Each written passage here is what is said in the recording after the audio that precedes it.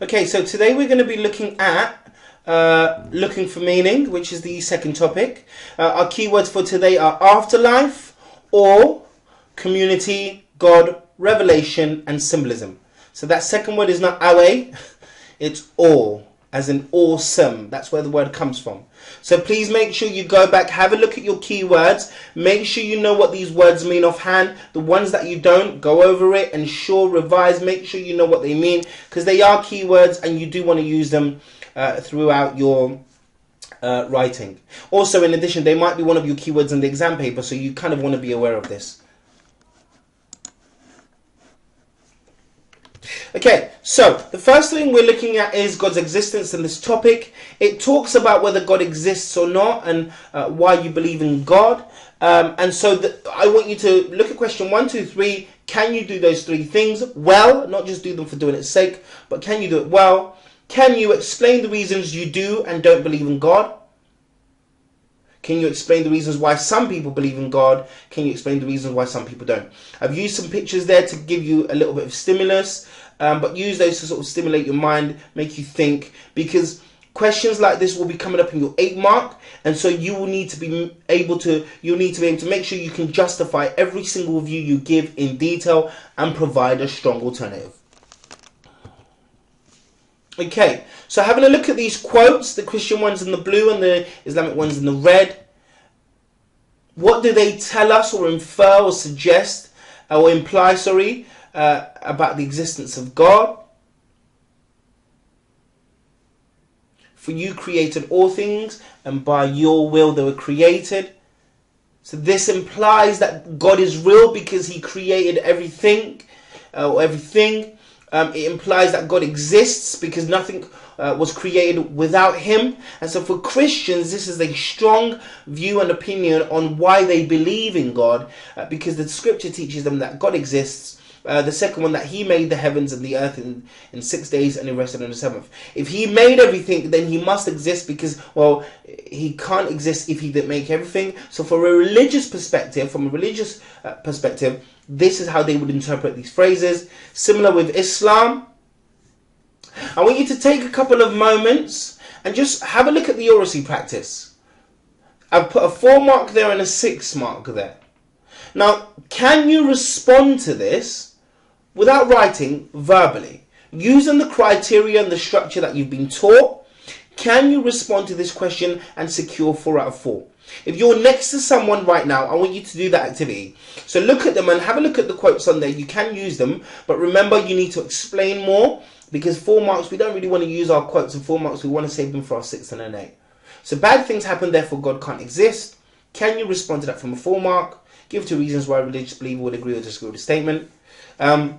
Explain from 2 different traditions the idea that God is an illusion. So just take a couple of minutes and try and respond to those questions. Go. Pause the video now. Okay, so if you're back, I assume that you've done the little activity that I showed you. So I want you to look at this 8 mark question. It's about whether God exists and whether God is real. I want you to look at the quote given by, the response given.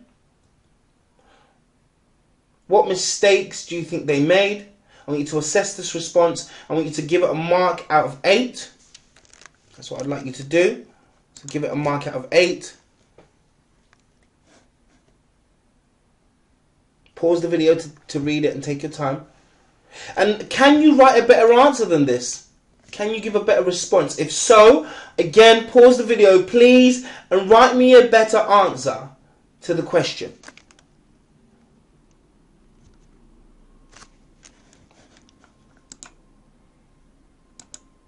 Okay.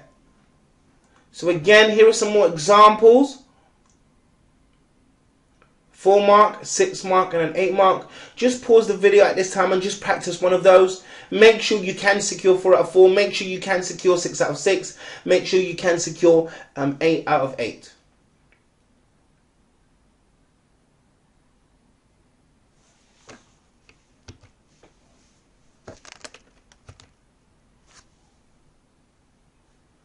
Okay. So these are the different ways people respond to God. Have a look at these pictures. These are all different ways. Can you tell me what these pictures represent?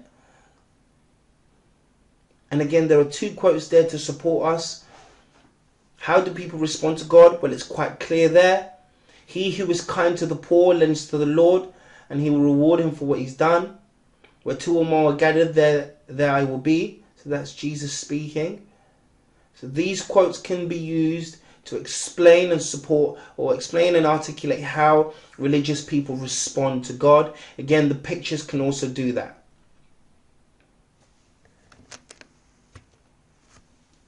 As individuals, again, have a look at the pictures. In what ways are these people responding to God? Have a look at these quotes. When you pray, go into your room and shut the door and pray to your Father. How is that telling people to respond to God? Again, he who is kind to the poor lends to the Lord, and he will reward him for what he has done. So there are 2 ways people respond to God, as a community and as individuals. And within those 2 ways, there are sort of sub-ways. There are little things, lots and lots of different things that lots and lots of different people do to respond to God in different ways. In Islam, it's slightly different, and it's slightly similar in some cases. So have a look at the 2 quotes in the box there. You shall observe the prayers and give charity. You shall observe the complete rites of Hajj for God. There are 5 pillars of Islam, and these are 5 fundamental, absolutely essential things that every single Muslim must do. The first one is the Shahada, to testify their faith and say that there is no God but Allah, and Muhammad is his final messenger. Another thing they do is prayer, fasting, charity and pilgrimage.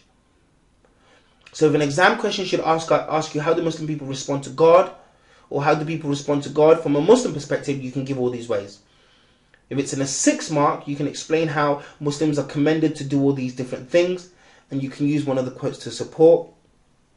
And in an 8 mark, if it asks you a question that it's important or it's not important, you can highlight what the quote it infers and implies, and you can also tell us what actual Muslims do to respond to God. So let's have a little rapid maths feedback. At this point, I would like you to pause the video now. Okay, so we'll take the video back, and I'm going to assume that you've paused it. Here is the response. Pause it, test yourself, see if you got it right. The ones that you didn't get right, it tells you need to go and look back at something, so make sure you go and look back at that. Alright, so let's try a little bit of a practice. Let's see if you can respond to this. Explain from 2 religious traditions their view on responding to God. I want you to pause the video. I want you to try and write this 6 mark answer down. Let's see if you can get 6 out of 6. Pause the video now. Okay, so I'm assuming you paused the video. Here is a response. Here is another response. What mark would you give this out of 6? Pause the video, make your judgment. What mark would you give it out of 6 and why? Okay, now most of you might have said 6 out of 6, but that wouldn't be right, because if this came up in an 8 mark, in a 6 mark question, if you look, both of the views given off from a Christian perspective, and that's not what it asks for. It asks for 2 different religious traditions. So at South Norwood, we're doing Christianity and Islam, so those 2 would count. So you would have to give a Christian perspective and then a Muslim perspective. So make sure you don't make that mistake, because a lot of people do make that mistake, and that's why I showed this to you. Alright, the next one we're looking at is the afterlife. Afterlife is a really, really interesting topic. Lots and lots of quotes in the Bible, but I've just chosen some specific ones. And in the Quran, he who believes in me will live even though he dies. What does this tell us about the afterlife? What does it imply? Jesus says, I am the resurrection and the life. Again, what does this imply? That there are lots and lots and lots of detail that you could pull out from just these short quotes. Have a look at the second and the third Christian one. Our citizenship is in heaven. What does that imply? Where do we actually belong as religious believers, or where do Christians think they belong? In Islam, we learn that hurry to do righteous deeds in this world, You can say, if there is this world, what does that imply? It implies there must be another world. And again, you've got the quotes highlighted there. Allah will resurrect his slaves and give them eternal lives. What does that mean? What's it saying? What's it suggesting about the afterlife? Does it mean there's nothing there? Does it mean there's something there? You've got to articulate this really, really clearly in your 8 and 6 mark. Everyone shall taste death, and then unto us shall be returned. Returned where? After you're dead, how can you be returned? Where will you be returned to? What does this imply? What does it teach us? What does it tell us about Islamic views on the afterlife? Again, religious believers have to believe in life after death. This is an 8 mark question. Those of you going for the C grade, make sure you use some of my sentence starters to structure your response. Those of you going for A to B, do not use any of mine. And those of you going for an A star, I want you to create a perfect model answer, but you must use my keywords: fundamental to religious belief, crucifixion and resurrection, judgment and evidence. You must use those words in that model answer. So I want you to take about 7 minutes, time yourself, because remember we have to practice our timing. So time yourself, pause the video and respond to this question. Go. Okay, so if you're back, I'm assuming you've timed yourself. I hope you have, don't cheat. Alright, let's have a little quiz. Again, pause the video, write down 1 to 18. Do you know the responses to these points? The ones that you're not familiar with, the ones that you get wrong, you need to go back and revise it. So pause the video, 1 to 18. Let's see how many you get. Okay, so I'm going to show you the answers now. I'm assuming you've done 1 to 18 and you've paused it. If you haven't, please do it, because you need to test yourself, see what you're familiar with, see what you're not familiar with, and work on those bits you're not. Okay, here it comes. There it goes. Pause the video and see if you got it right. Okay, funerals, our last one. These are the different things that happen at Christian funeral. These are the different things that happen at an Islamic funeral. I've highlighted the bits in bold, which are absolutely key and essential events or items or things that happen. So these are the things you will need to remember well, and the explanation that goes with it, you need to be able to articulate that as well. So again, pause the video, take your time, have a look at these. Have a look at the Christian one. Have a look at the Islamic one. Okay.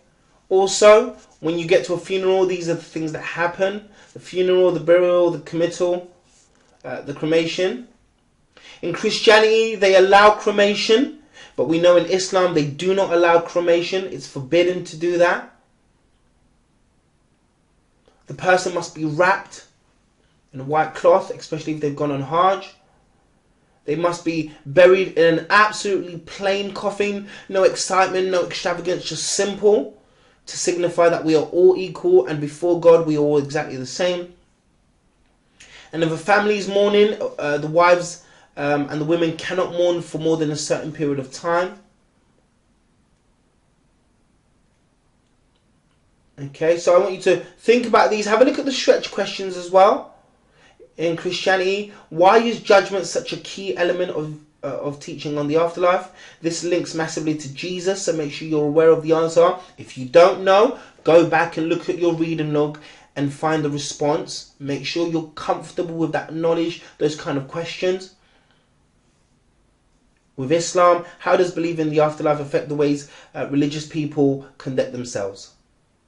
And why is this? Again, can you respond to that? Do you know the answer? If not, talk about it with a partner. Go over your notes, revise, make sure you're secure with this knowledge. Once again, we've got all our keywords at the top. We've got issues that people get caught up on, so make sure you revise those, go over those. Again, I've got little bite-sized quotes from the crib sheet for you. And on the right-hand side, I've got different variations of a 4 mark, 6 mark, 8 mark question. So again, practice these. These are questions from the previous paper, the previous exams and the previous years. These are Absolutely. I mean, you've got everything you need in front of you, guys. Pause the video, practice some of these, practice some 4 mark, practice some 6 mark, secure your 8 mark. Make sure you can secure 8 out of 8. The most important thing there is your view, articulating that, justifying that, explaining that, and expanding on it. The Christian view, whatever the quote you use, expand on it, link it back to the question. Same with Islam. And last but not least, your alternative view. Make sure it's alternative to yours. Make sure it gives a different perspective to what's being said. And make sure it's justified and detailed in depth. You want to be able to secure 8 out of 8 every single time. Okay, brilliant. Thank you very much for listening, guys, and I'll see you at the next video.